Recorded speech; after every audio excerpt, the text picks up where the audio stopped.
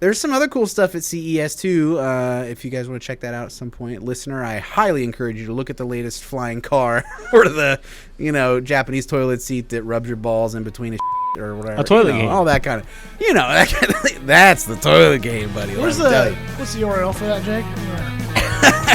It's bookmark.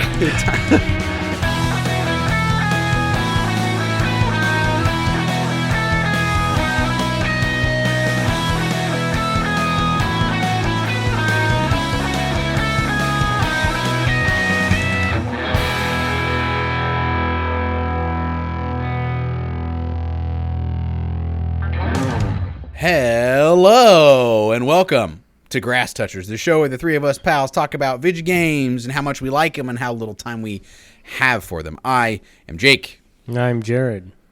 And I'm Greg. We have entered our punk rock era. In case you couldn't tell by our updated theme music, we're here to rock out like a bunch of adults that can't rock nearly as hard as we used to. I was going to say, if we were punk rock, I think we would just not do the podcast. We would be too busy doing heroin. That's right, dude. Well, let's do it. Jared, I know you said before the pod you've been working a lot, touching grass, but sure. What's the video game life been for you like? Oh, man. Well, it's been varied. I picked up Pal World again. Last week. I forgot you played it in the first place. I played it early when it first came out, and I think actually on the podcast I said, this is a fun game. It will be something better in the future if they continue to work on it. And they have, and it's clearly a little bit more polished. It's not quite as full feeling as I think I would prefer. But, what? Can I? It's so squeaky, you're not picking up the audio. What's squeaky? From your boots. My boots are squeaking? My boots are squeaking. I couldn't hear it. No, Theo, would you get your boots out of the podcast, please? Sorry. So my boots were squeaking, but I couldn't hear. Hopefully, it doesn't pick up on the mic. But I started playing Power World again. I put quite a bit of time in it this past weekend. And it's fun. It's a great concept. It's Pokemon mixed with like some of the more enjoyable aspects of like Arc, and I enjoyed playing. I think my younger brother, who is 22, he's kind of gamer vogue. I mean, young. We actually just off the recording, we're just talking about young people and how they kind of prefer to see things and prefer to see the world. And the first thing he says is, Jared, why are you playing a dead game? And he's like, oh, I'm just kidding. But like, that's like the energy where it's like, this came out a year ago. This is dead.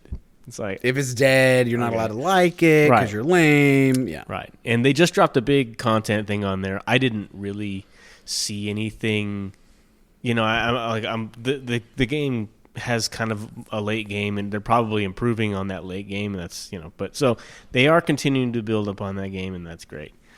Cool. So I played a little bit of that. I actually also, my brother just out of the blue asked me if I wanted to play Heroes of the Storm with him. Oh yeah, dude, a gamer classic, a Grass Touchers, a pre Grass Touchers era classic. I got Jake to play that game. I did. It's true. I played the Blizzard MOBA for, a couple weeks? We kind of hit it up. I think it was a little bit there. Like a month or something. Maybe and longer. You were into it. I was. And the cool thing, the through line from the outside looking in is like, it's like a MOBA light. It's a MOBA where you don't have to pay that much attention to the meta. You don't have to. There's no items. There's no shop. You just kind of level up and use your abilities and work as a team and play there's different maps, and every map kind of has its own mini game going on that you basically have to, it makes for a good variety. And yeah, I appreciated that even as a novice who hadn't played the game a lot. Yeah. There was maps that I ended up preferring or liking or sort of like, taking advantage of, because there was like what would you say, traps or turrets or sort of, you know what I mean? There's like interactable sort of stuff in the map. If I Right, remember right, Does yeah. that sound right? Yeah. Okay. Yeah, It and was pretty cool. yeah, it's cool. I'm not even trying to become a Blizzard stan, Right. but they make excellent games, and it's cool. I joked about it to my brother last night because it sounds funny, but I was like, it must be easy to be in charge of creating new characters on this game because they pretty much it's like an all-star game where they just take characters from their other games and they put them in here. And it's like, who's our next character? I don't know, that guy that's already fleshed out in another game. But it works though. There's like 5 Overwatch characters in the game, and it's like the concepts of play are the same. Like Zarya from Overwatch, like you have a shield, you can shield your teammates. Enemies shoot the shield on you or your teammates, and you build power. And it's like that's the same concept. It just feels good. It feels natural. Is Widowmaker in there?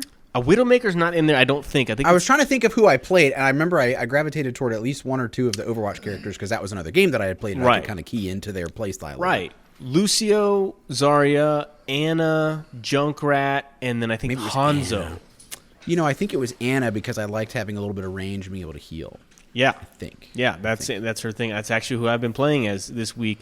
And I'm actually kind of fired up for this game. Like I would invite you guys to come play that if you were extremely bored and you don't want to play anything, because it is the type of thing where yes, there are like MOBA habits and things that benefit you, but it is not as complicated as like spend the next 3 months figuring out how to play this game like you do with Dota. I would agree. I remember distinctly that I was this was shortly after I'd moved back to North Carolina, I want to say, and it was I was in my parents' basement in their big house out in the country, and I was on my little gamer laptop, and I was like doing school during the day, and then I'd be like, all right, Jared, it's time to play video games. I need to get my mind off school.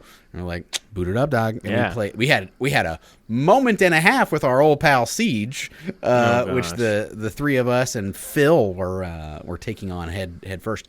But then, Heroes of the Storm, little MOBA action for your boy. It's pretty sweet. Yeah, I like that one. I have been enjoying it, and I will maybe enjoy it some more this week if I find time. Nice, man. Other than that, I've been watching some movies. Peeing my pants. Very cool. Very cool. No, I got to stop saying that on the podcast, but it's just one of my favorite things. All right, Miles Davis. You talk. Yeah, right. Was that a Miles Davis? You talk about peeing your pants way more often than a lot of people talk about peeing their pants. I don't know if you know that. I just think it's cool, man. I just think it returns me to a stage in my life that I miss, frankly. Simpler times. So I've been flirting with maybe playing some more, getting back into Street Fighter at some point. I miss the fighting game experience, but I don't like the Street Fighter 6 aesthetic as much, and there aren't any characters that really appeal to me. I'm a little bummed out to say that because I really want to get back in that game because the life cycle of those fighting games are it's like 6 years. Yeah. Like I'm not going to be like, I'm going to wait for the next one. You're stuck with that one for a while. I'm probably going to have kids when the next one comes out. So it's like... You ever look at your fight stick? I feel this way about any peripheral or hardware that I have that I don't take advantage of often enough to legitimize having bought it. Right. You ever look at your fight stick and go... I should probably play Street Fighter at some point. You know, it's like that's what happened with the diapers. I kept looking at my diapers in the corner of the room, and I was like, am I gonna use those, or am I just gonna keep putting them on and then taking them off at the end of the day and putting, you know what I mean? It's like I want all these diapers and nobody's pissing in them. I mean, come on, what am I doing? Exactly. So, yeah, that's been my week. Douglas. Well, honestly, in terms of video games, not a lot this week just because I went back to work this week. I was on Christmas break for basically 3 weeks, which was glorious. Got to see a bunch of family. Got to see my mom and had my son's first Christmas, which was just magical. Saw my dad. My grandma visited, and she turned 90 the first day she came to visit. Yes, grandma. Flew out here. Get it, girl. Saw my brother, and he's doing well. So it was just good seeing family. And because of family visiting, didn't have much time to actually play video games while they were here. Sure. And then back at work now. It's supposed to snow here in Texas tomorrow, so that's exciting. And I'm getting started on playing my Steam library, so that's great. Honestly, other than that, not a lot. What about you, Jake? Oh, it's been a good one, fellas. I did a little bit of work on the podcast here, doing a little rebrand. Hope you folks are enjoying that. Be sure to like, share, subscribe, etc. The punk rock era has begun, and I have. I think I'm going to get into using. So I used my electric guitar, which you can see behind me. I have a Gretsch hollow body, delightful, wonderful electric guitar. Plug that into my Scarlett Solo, plug that into the MacBook, boot up GarageBand, try all these digital amp models, and I was like, dang, I need to do this more often. This is really fun. It's basically you can go from sounding like a Marshall to a Fender to a Vox to a British Invasion kind of sound to like a stadium rock kind of sound with a click of a button. The click of a button is so great. And there's all these plugins. You can pull up a virtual pedal board and like turn all the pedals on and off, change all these settings. So I got into a little bit of music production randomly, which was super fun, making it feel like I don't have just a very expensive piece of paper that says I know something about music. I felt like I actually get to play music again and use that part of my brain more often. So that was cool. And then I've been playing the finals just on my own, kind of solo queuing a little bit and legitimately enjoying it. He's a crazy man, ladies and gentlemen. It doesn't make any sense. I don't know why I bother. There's some times where I'm like, all right, that's enough. Moving on. And it's Alt F4 and it's moving on. But there's other times where, even with strangers, I totally have a blast, and we, win single-handedly, There's been times where I played, because that game's all about timing. There's been times where I played, pretty badly, but we got in there at the last second, and they had sort of abandoned defending the cash out, and then I stole, and it was like, hey, we got that one. What do you know? So that's been really fun, and I've accumulated enough currency to, get additional sights for some of the guns and get additional equipment and try out some different play styles. I've kind of settled on a medium build that seems to work in most contexts, where I'm playing a lot of defense with a gas mine put on the cash out after we claim it, and a jump pad and either the turret or the healing beam. And anyway, it's been very cool. And then on the Steam Deck, I've still been playing Hades. Haven't let that one go. Trying to keep that one fresh in my mind, because that's one of those games that has a little bit of use it or lose it skill. The way that you have to remember what all the potential kind of branching paths of your build could be. You get this, then you should probably go for this because they pair well together. And then if you're going to use the sword, then you should probably do this. But I've still been enjoying Hades. And then absolute casual normie gamer moment, I reinstalled just on a whim, because it's in Apple Arcade, onto my phone and onto my kid's iPad, Super Stickman Golf 3. Okay? Oh, the third one. It's the third one. Oh, okay. I was gonna say that's the best one. I went through Super Stickman golf games like they were candy in college. And I remember a moment, Greg, I don't know if you remember this moment if you were in the room, where I sat down next to Lance at the Tuba House or the Nuba House or something, and we were just killing time, drinking Busch Ices or whatever. You know how it is on a Tuesday. As one does on a Tuesday. At 3 p.m. or whatever it was. PM. I sat down, I pulled my phone out, and I started playing Super Stickman Golf because we were just killing time. I don't know if we were waiting to go somewhere else or what we were doing. But he was like, bro, you play Stickman Golf? And I think it was the first or second one at that time. And I was like, do you? He was like, let's go. And we had this whole moment where he pulled out his phone and then we played together, which I had never done multiplayer. Anyway, it's a 2D golf game. There's all these power-ups where the ball can have it can shoot out like a laser, or you can just play without power-ups and do just like a typical arc. But I love a good physics game where you have to hit the power meter just right and aim right, and then the arc of the ball does this, and all the courses and maps are really interesting and funny. The way that the game at the higher difficulty levels is just punishingly impossible.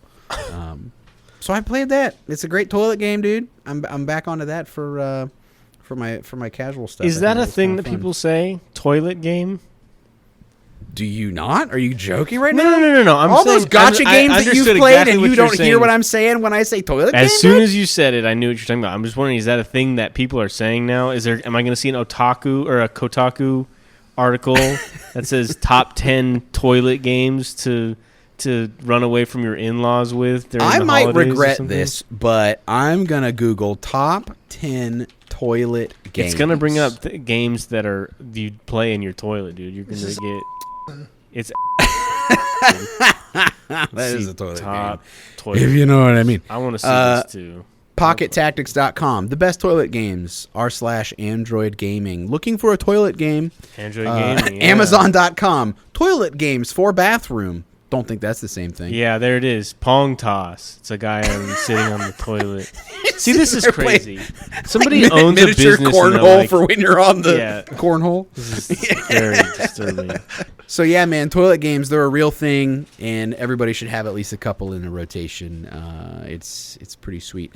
Fellas, we have so much that we could talk about. I'm going to move right on into CES, the Consumer Electronics Show taking place right now in Las Vegas, Nevada.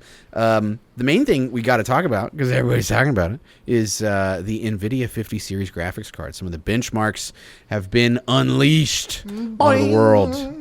Go. I have a feeling that I'll be buying a 50 series card, not this year, but like after the first big price drop, whenever that might be. Because I tend to skip a generation, right? I had a 10 series card. I didn't have a 20. I got a 30 series card right now, 3070. I skipped the 40s, and here we are with the 50s. So, you know, when the first price drop hits, I will check it out. But we've got a $2,000 flagship big boy, the 5090, and it leans heavily, the whole 50 series lineup leans pretty heavily on DLSS and frame generation and the power of AI, right? They have those tensor cores in there, and they have this like whole approach for rendering that is dramatically different than it would have been, 5+ years ago. You guys familiar with the concept of frame generation? Yes? Yes. Okay, I'm going to pretend like you're not, because maybe our listeners are not. Here's the premise is, between your CPU and your GPU, your computer's like creating off frame, 60 of them approximately per second, let's say. And what the GPU can do as the data is coming in on what it should build for the monitor, it's going, if that's what you're sending me, I bet the next thing is going to look a little bit like this. And then it creates a second frame itself that the program, the software has not instructed it to create, but it can take an educated guess because it has frame 1 and frame 2, so it can kind of build like frame 1.5 in the middle. Well, basically what NVIDIA has done is made that whole pipeline create multiple frames ahead of the frame that has been instructed.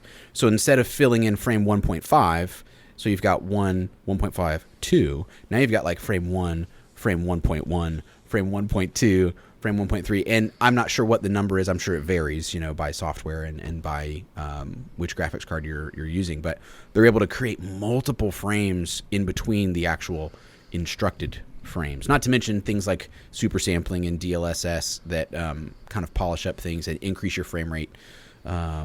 Just kind of already, that technology. All this crap, we still can't get the McDonald's smoothie machine, what's it called, softy machine to work.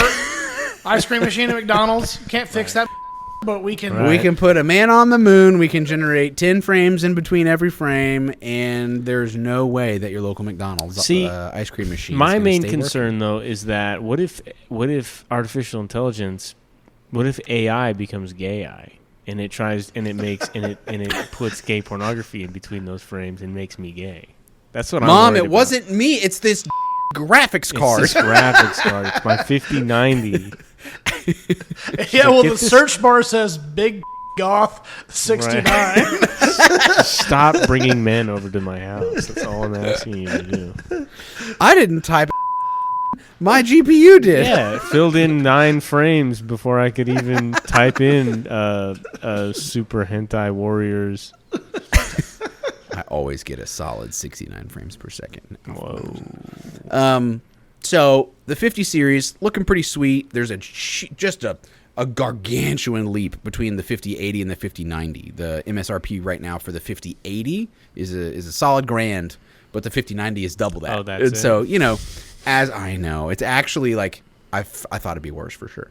It's that typical thing of diminishing returns. Obviously, the higher up you go, the more money you pay. You don't get the same performance per dollar, but you're getting to where a 5070 is looking like $549, kind of cool MSRP. And the comparison to the last generation is about $50 less, comparing model to model. So 4070, 5070. The 4070 Ti looks like a sweet spot, as it tends to be for a lot of people. That one would be like $749, it says. So anyway, lots of cool stuff. Check it out, dear listener. Go look at some videos and see how there is almost no discernible difference between the 40 series and 50 series, and see what you think. I think it could be time for those of us that have 10s and 20s and 30s.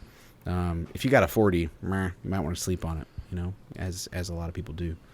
So if you have a 40 looking forward series, to that. I would recommend not sleeping on it. It's not made for that, and you'll probably break it.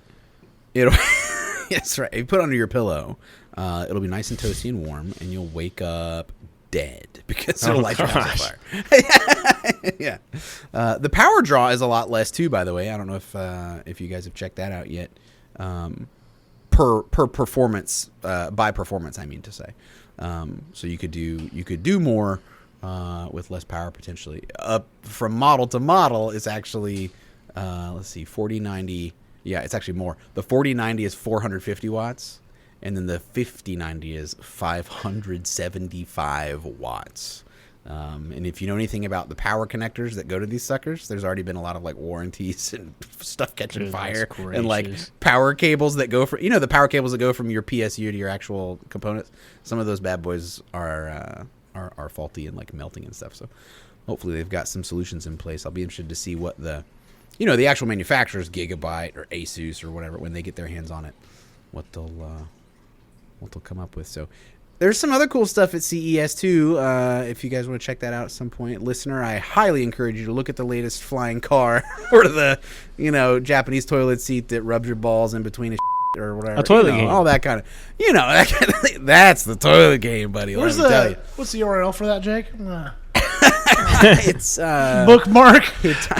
It's the you can Google Hitachi ball handler 9000. Just Google that just to see what happens. The 9000 platform incorporates HHT's new microwave electron cyclotron resonance plasma etching chamber that is proven in high volume manufacturing usage.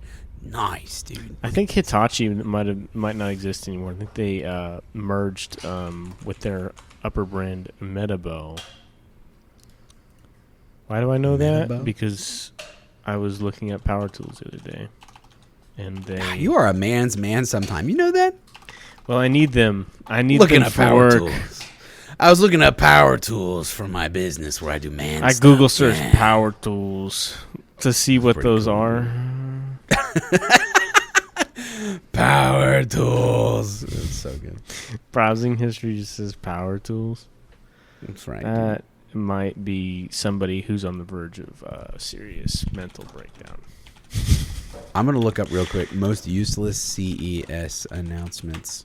That sounds like something that Clint Eastwood's character from Gran Torino would Google search, because he doesn't know how to use the internet.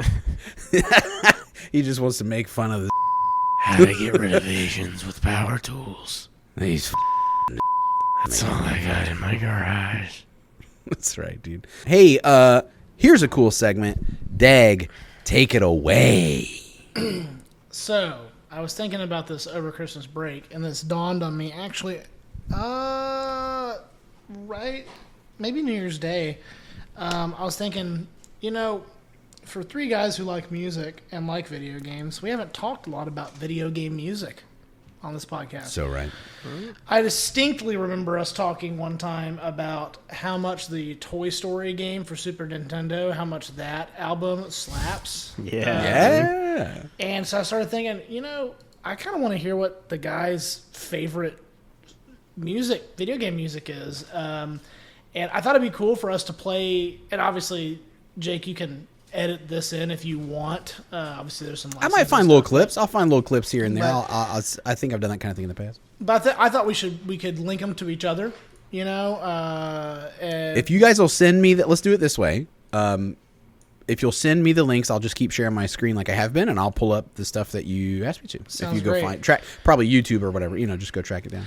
And so I thought we could do it like this, one person goes, we listen for a second, the next person goes, and we kind of go around table, maybe three tunes each, right? Oh, bring it on, brother. And so, yeah. I see my DMs are popping off. I assume you're going to start, Dag? I have not sent you anything yet, but I'm going to. Oh, okay. wait, so we're sending like 3 individual songs? That's the... Yeah. Gotcha. Okay. I think, so I love the soundtracks from all of the Mega Man games. Mega Man X, off the top of my head, Mega Man X 1, 2, 3 are kind of my favorites, but I have been listening to a lot of the Mega Man 2 soundtrack recently, and the opening title music from that game just slaps like no other. So I'm into it. Let's go.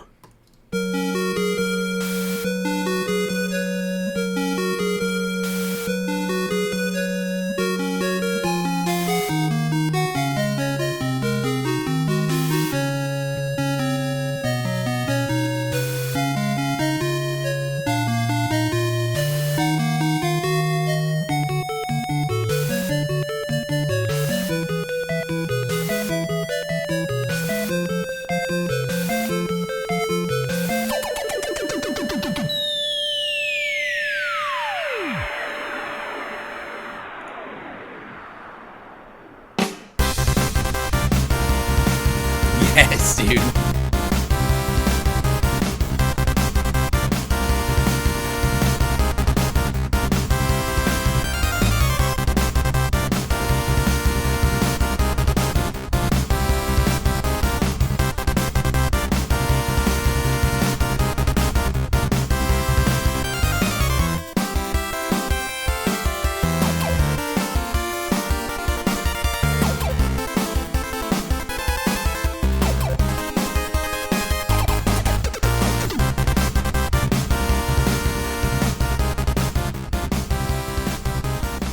anyways, that one is fantastic.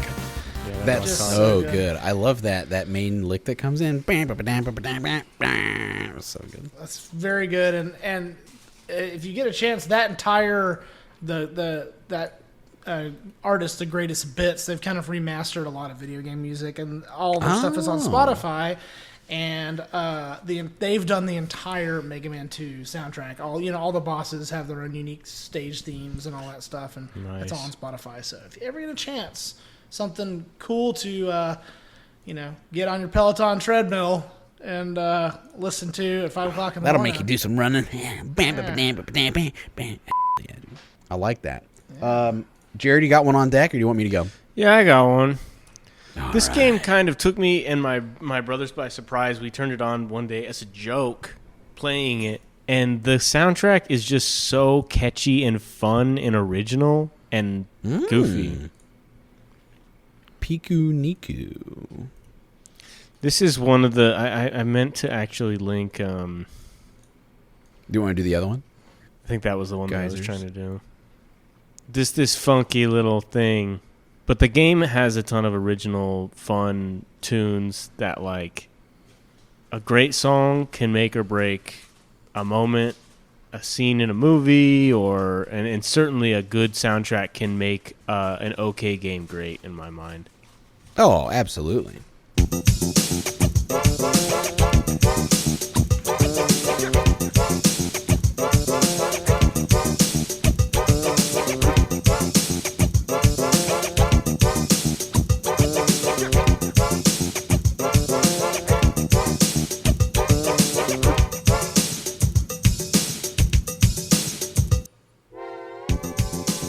I like those voicings.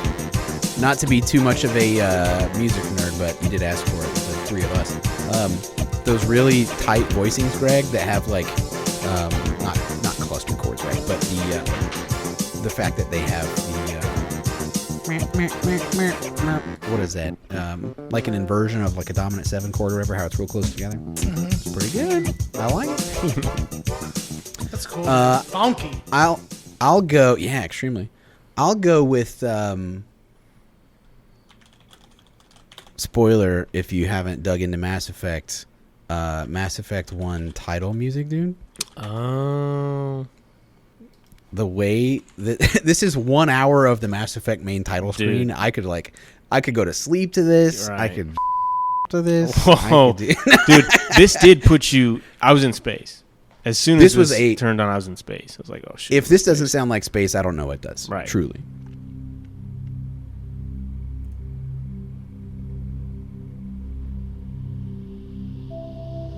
Just that concert D gut rattling. You put this on with a subwoofer, dog? But with like electric whale sounds. Dude, that little embellishment. Boo-doo-doo-doo. Yeah.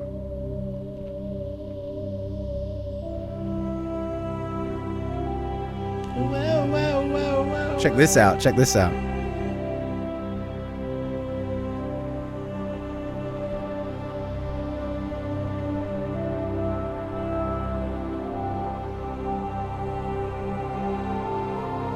Yeah, by this point I was already aboard the Normandy, I'm afraid. I know.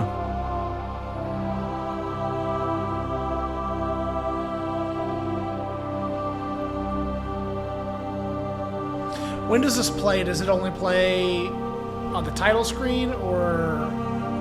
Ooh, flat 7. I think maybe it comes on like in the back of some like really important like cutscenes or like dialogue or something. That's the thing. It sets you up with this really memorable space moment at the very beginning. Title screen, space, right? Mm-hmm. And then there's a couple of spots in the game.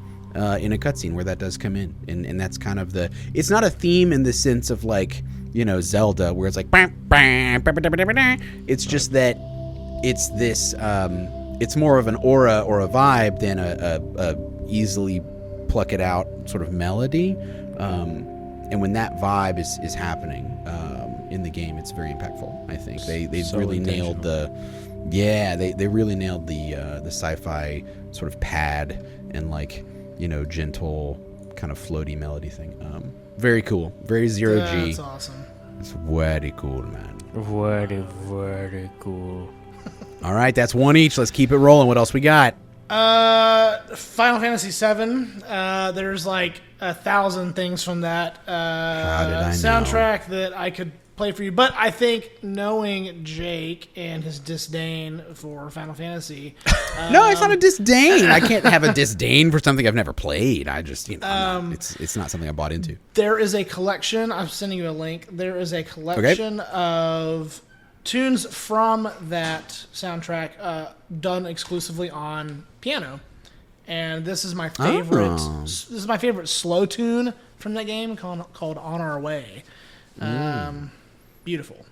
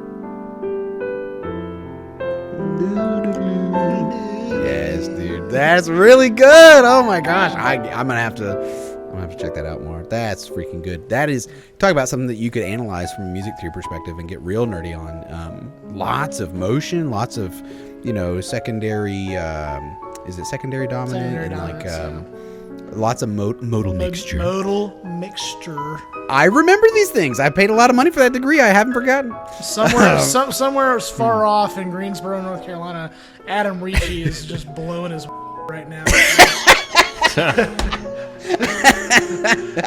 Dr. Ricci, for the uninitiated, was our music theory professor. Yes, dude, that is some classic chordal fun. I like that a lot. Oh my gosh. Well, Jared, you're up. What there we got? are truly so. I mean, I could line up I know I could line up 10 songs for you guys here. And when we brought this up, I think I brought up the Marvel vs. Capcom 2 soundtrack. Oh, so good. So I don't want to. I'm not gonna do that again because we kind of already listened to that, and I have so many others that I could go with. Sure.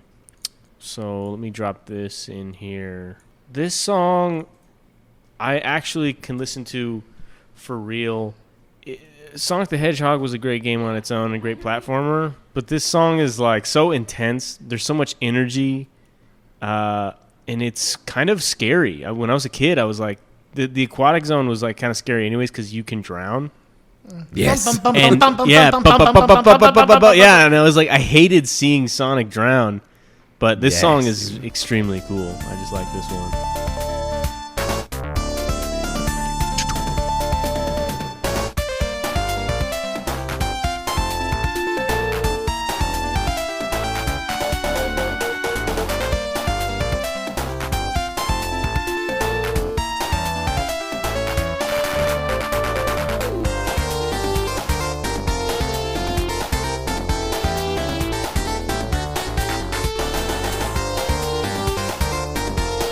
Triplets, yes.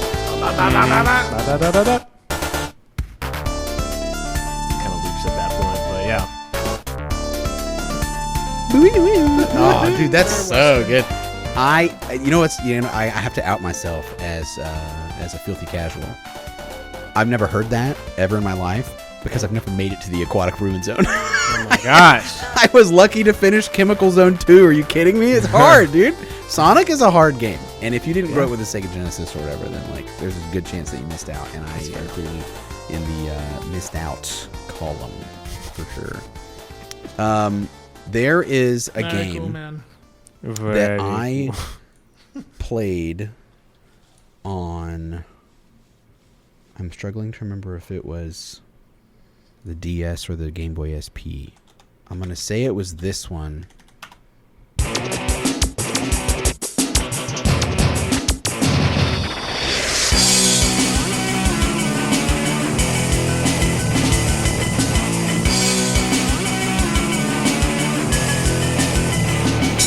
This got me hyped for 8-bit military conquest, dude. Are you kidding me?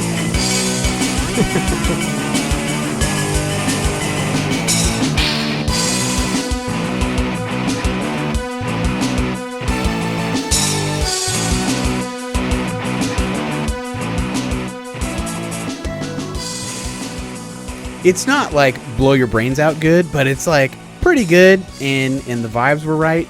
I can't see the rest of the titles of this one. It really bothers me because there's some others that I would love to find, but that game had a really cool implementation of the kind of leitmotif thing where, like, depending on where you're at, the music changes. Like over here in this zone, the music is one thing, and if you're using this leader or this like each leader had their own kind of theme music, and it was a very like, it almost felt like it was personalized because if you gravitated towards a certain leader for your Advance Wars campaign, then you got to hear their music, more than others, or different nations or something. And it helped build out the world because you got not only the design or the color or the visual impact of that leader or that nation, but you got the music of that person, the music of that place, the music of that culture, I guess you might say. I thought that was a very cool. Wait, I'm just going to click a random one, even though I can't see the rest of the title.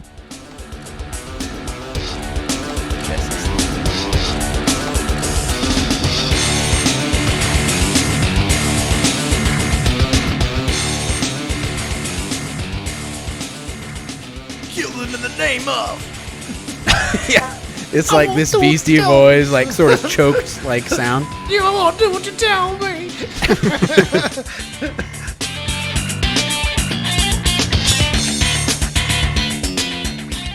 This tune would equally fit in Donkey Kong Country. Yeah. So yeah, I think it's not that the music itself was something to write home about. Like, every single theme wasn't a banger. It's that the implementation of the soundtrack in that game was really cool, I thought. So that's mine. Advance Wars. Cool. Dual Strike. I was going to do something from Zelda Link to the Past, but Okay. I don't know. I thought instead, like, just something that, like, had a big impact on me, and I think all of us, obviously, when we were kids.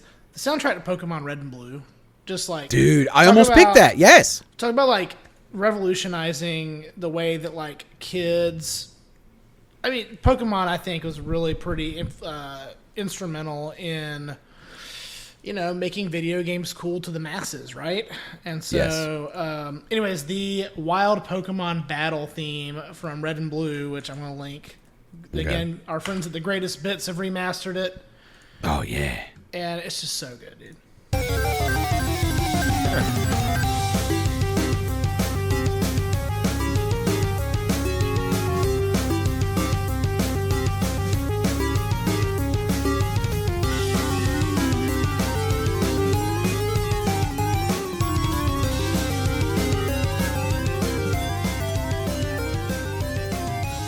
I might be fighting a Metapod, but I'm hyped as...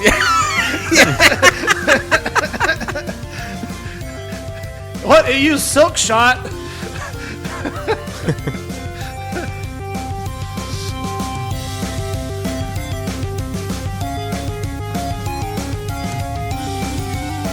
Dude, all that fast-moving chromatic stuff.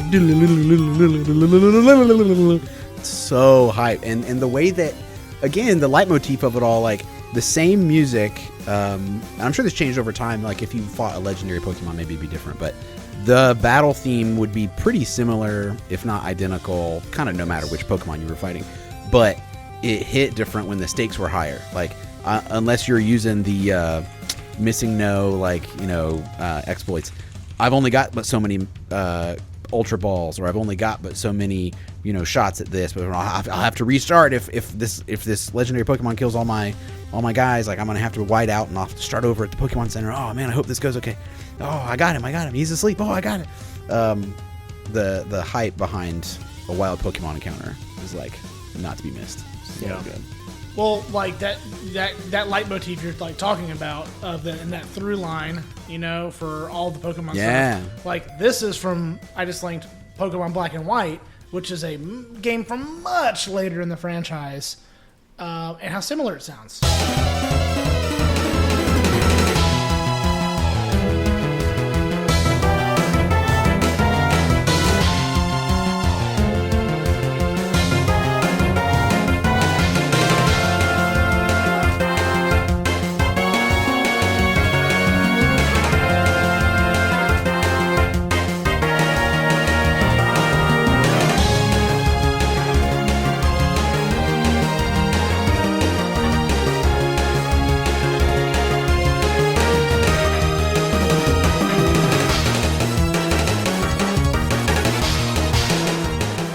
It's just got enough of that. It sounds similar enough.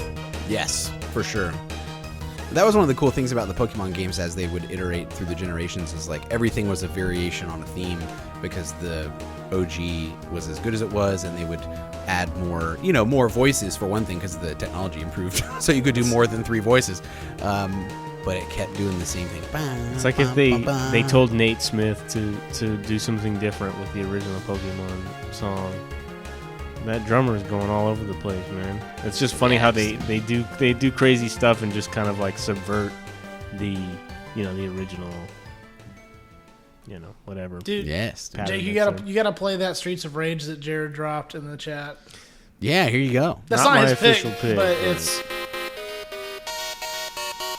But if this doesn't make your penis hard, you might be.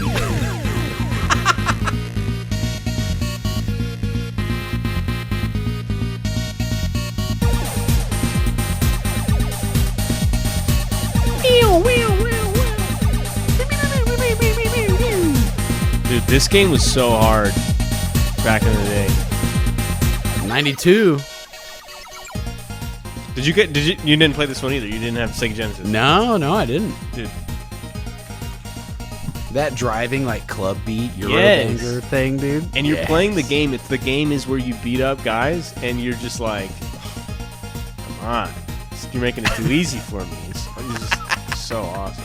Boom, boom, boom. Bah, bah, bah. Now, all right, hear me out with this All right, one. Jared's actual pick. I've got. I was gonna do Streets of Rage 2, Go Straight. I was gonna do the Third Strike, Ken and Alex Jazzy New York City theme '99, but I decided to go with the deep cut. This game is like an old like hentai, like it's like a Japanese like porn game for like the like the Jaguar. Okay. But this song goes so hard, dude. Listen to how tight this groove is.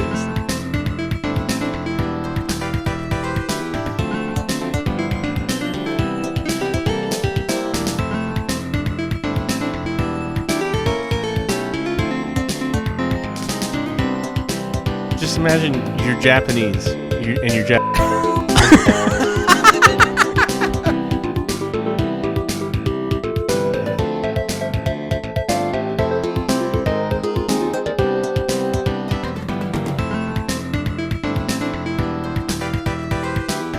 Dude, that little syncopated thing right there is like pure crack cocaine for me. Yes. It loops right there, but it actually goes into some weird bridge thing. pretty But that's the best part. I love that song so much. I'll sit and listen to it. There is a different section. There is a different one last part that you guys didn't get to hear, but it just gets kind of like it's not that great, but It's so funny to me how there's something that you really gain when all your syncopation is always going to be right on time because of the way that you quantize all the notes into their slot in this form of music making. Right. In this form of music making, the 16th notes are exactly where the computer puts them. And so you cannot miss when it comes to, oh, surprise, upbeat, you know, like, or the triplets like we heard in that one song a little while ago. Right. That were just so good. I think that's one of the reasons that when I hear like an LA studio musician just like talent fest, when you see like, this isn't my pick because it's from a movie, but I mean, yeah, you've showed me this one before. I know, I've absolutely.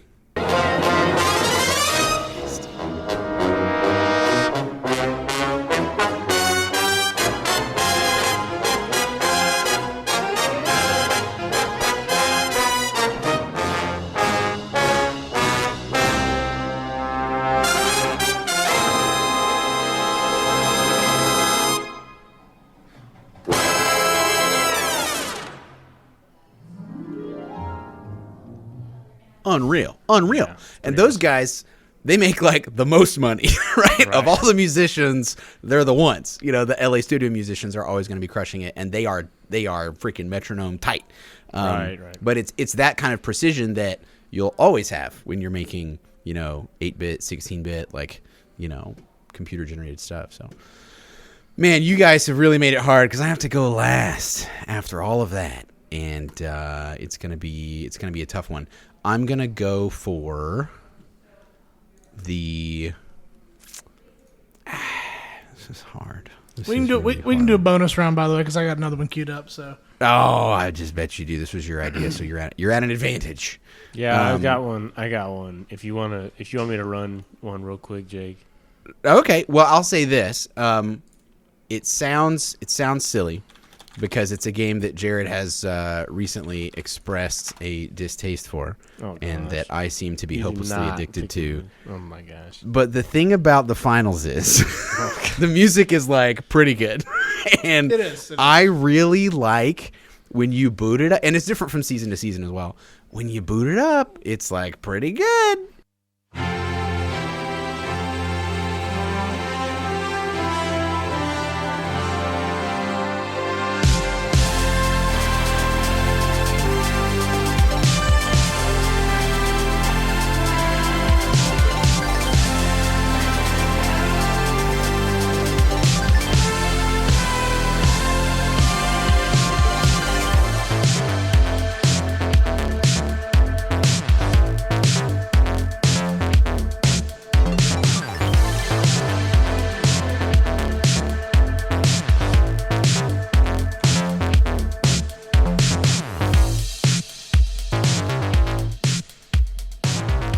think it's got some of the same good qualities that it has.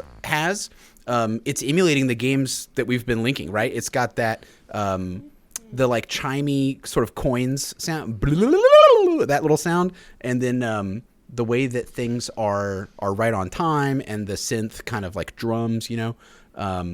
I just love. I'm such a sucker for a nice synthetic or otherwise like low brass section sound, that kind of saw wave like boom, boom, boom. I just really like it. It's too bad because that song is great, but it's constantly overshadowed by that stupid guy.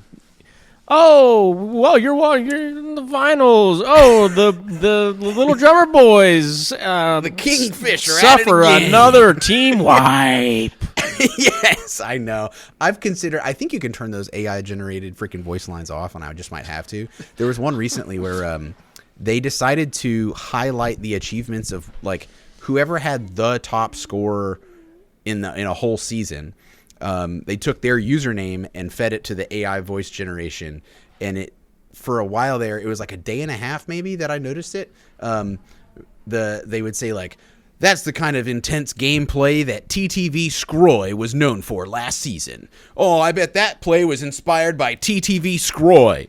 Right. I don't know who TTV Scroy is, right, or what his score was, but evidently he was real good at the game, and they put it into the AI voice generated like stuff, and it was like, all right, we get it, and it was, oh my gosh, it was awful. But all right, bonus round, what do we got? X-Men Mutant Apocalypse. Dude, this soundtrack is bad.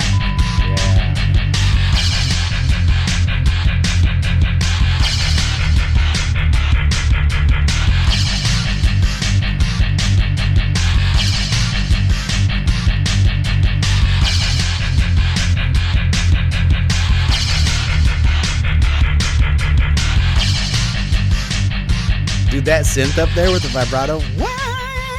Dude, that game was so interesting because like every character had like their own levels you had to complete.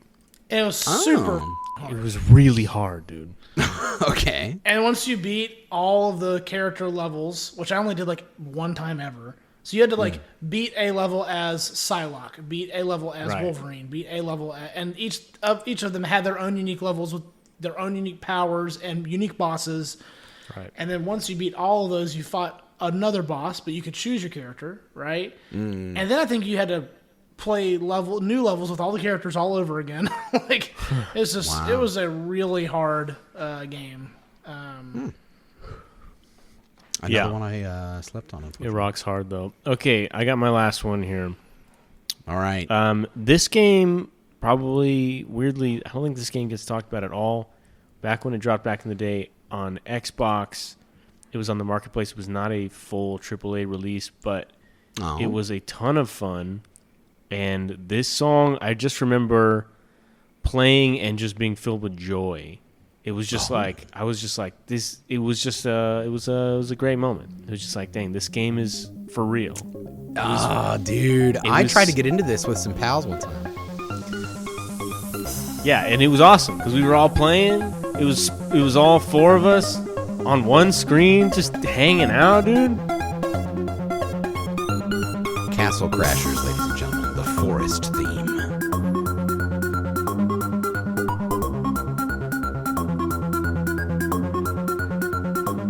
It's very whimsical, but it is kind of sick.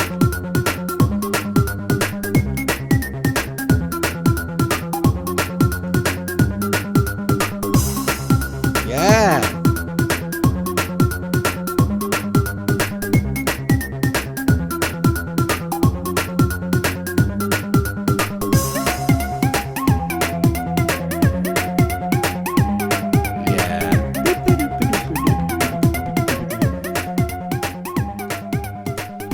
That game was so interesting because you always felt like a little guy, you know. It's like there was at no point could you all by yourself just like tear through something. You needed your buddies. That was the whole point. Right. It was like four dudes on a screen messing stuff up and crashing through the bad guys. Very intended. And that music, it makes you feel like, oh, this is about a bunch of little guys. Sure. You know, like that's so cool. Yeah. Pretty good, I tell you what. Well, I'm going to close with this, fellas. Speaking of music and vibes and adding to atmosphere. I did go see, as I talked about last week, Nosferatu on Friday. Me and a buddy from work, we were big hype on this movie, and we both like Robert Eggers. I'm not a huge scary movie guy, but I was pretty keen to check it out. And let me just tell you, without going on for too long about it, number one, it's very good, very, very good. If you have kind of a strong stomach and you're not too spooked by spooky movies, you should absolutely see this movie. Is it jump scary or not in that vein? So I didn't think it was going to be jump scary because Eggers is really great at atmosphere and cinematography and letting the screen do the talking. But there was absolutely a couple of jump scares that if I wasn't sat next to my buddy and trying to keep my crap together, I think I would have been like, oh God, jeez, because if I didn't go see it in theaters, I was just going to wait until it was streaming on something and watch it on my own at night by myself, because my wife would never watch this movie in a million years, and I would have had to just watch it by myself. And the only time I'm going to get to watch a movie by myself is at night after everybody else has gone to bed. So I'm kind of glad I saw it at 1:15 p.m., just in the middle of the day, because there was absolutely jump scares. But it goes over kind of the Dracula narrative, kind of borrowing from a couple different retellings and making its own kind of thing. Count Orlok is played by Bill Skarsgård with lots of prosthetics, and he looks disgusting. Nice. And spoiler alert, full frontal 600-year-old penis. Is why? I don't know. I couldn't tell you. I couldn't tell you why. Who wants but that? they decided to show there's a build up to it, to be fair. Oh, good. You don't see What I want. So to you're every really looking forward to penis it by the reveal, time it it's a comes. preamble. They don't show so much as his full face in full light until a certain way through the movie, and it's all super atmospheric. I guess they did not do any voice modulation on Bill Skarsgård when he did the voice lines and stuff. The way that he breathed, he takes a deep 600-year-old lungs freaking breath and then rattles off his line in one go, and he rolls his R's super dramatically because he's got this old Eastern European accent, and everybody else in the movies got great performances too, but he's just so enigmatic, and you're trying to figure out what's the play here, what's going to happen. Willem Dafoe is incredible in it. Willem Dafoe doesn't get too crazy and off the rails, but as he is wont to do, Willem Dafoe's character is trying to get people to be hip to the reality of the occult and weird stuff and prophecy and fulfillment of that prophecy. And his foil is his buddy from medical school that actually finished medical school. Willem Dafoe's character flunked out of medical school because he got into the occult and paganism and demons and stuff. And so his character is kind of wild. And just the kind of gross factor is up there in the movie a little bit. Lots of blood, lots of gurgling sounds and blood sucking sounds and just crazy stuff. And if you're not familiar already with the story of Nosferatu or Dracula, it's the prophecy has to be fulfilled for the threat of Nosferatu to go away. And the prophecy is the lady that he has under his thrall has to willingly come to him, and they have to be joined together in a biblical sense. And they do that in the movie at the end, and it's super gross. And so it's I don't know. In some ways it's a tough watch, but it was incredible to watch from a filmography, cinematography perspective. So, well, those gargling sounds. I was actually going to say, what if he was Bill Shartshard, and instead of the gargling sounds being from blood, he's if you must know, excuse me, hold on, I need to fart, and he's more like Nosferatu, dude. Whoops! I need to use the restroom right now, if you don't mind. And he's just kind of weirdly waddling to the back. I could have used some comic relief in that movie, dude. I'll tell you, at no point is there a glimmer of hope in this whole movie. It is all dread and terror and foreboding and darkness and gloom everywhere. everywhere in the whole movie. It's Dang. like, it's bad. Everything's bad. Yeah. And it's really, it's impactful in the same way that lots of other scary movies are. That like, I'm not rejoicing that I went and Right. saw this, but I felt feelings. Right. And if you want to feel some feelings, Impactful. whether they're good or bad, it's impactful. It's good, Impactful like a Bill Shart's hard shart.